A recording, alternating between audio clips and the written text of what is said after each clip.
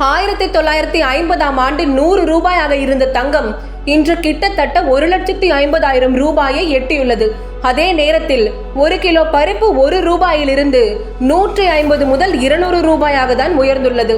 அதாவது பருப்பு 150 மடங்கு உயர்ந்திருக்கிறது என்றால் தங்கம் 1500 மடங்கு உயர்ந்திருக்கிறது.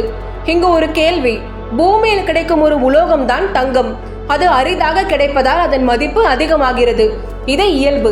ஆனால் தங்கத்தை விடவும் அரிதாக கிடைக்கும் ஒரு உலோகம் இருக்கிறது. அதுதான் பிளாட்டினம். ஒரு காலத்தில் பிளாட்டினத்தின் விலை தங்கத்தை விட 2 மடங்கு அதிகமாக இருந்தது. ஆனால் இன்று தங்கம் தான் பிளாட்டினத்தை விட அதிக மதிப்பில் உள்ளது. ஏன் இந்த மாற்றம்? தங்கத்தோடு ஒப்பிட்டால் பிளாட்டினம் நிறைய தனித்தன்மைகளை கொண்டது.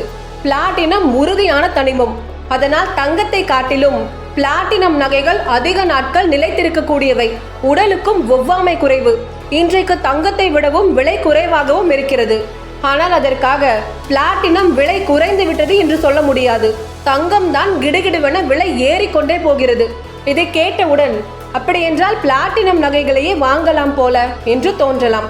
ஆனால் இங்குதான் ஒரு பெரிய சிக்கல் இருக்கிறது. பிளாட்டினத்தின் உருகு நிலை அதிகம் என்பதால் அதை உருக்கி நகைகள் செய்வது சிரமமான வேலை. அதனால் பிளாட்டினம் நகை வாங்கும் பொழுது அதன் மதிப்பில் பாதி அளவிற்கு செய்கூலி செலுத்த வேண்டியிருக்கிறது. உதாரணமாக 100 ரூபாய் மதிப்புள்ள நகைக்கு நாம் 150 ரூபாய் செலுத்த வேண்டும். ஆனால் அதை மீண்டும் விற்கும் பொழுது சுமார் 90 ரூபாய் தான் கிடைக்கும். இதனால் தான் பிளாட்டினம் இன்றைக்கும் ஒரு ஆடம்பர தேர்வாக மட்டுமே இருக்கிறது, முதலீட்டிற்கான தேர்வு அல்ல. மேலும் பிளாட்டினம் நகைகள் சுமார் 400 ஆண்டுகளாக தான் அதிக அளவில் புழக்கத்தில் இருக்கின்றன.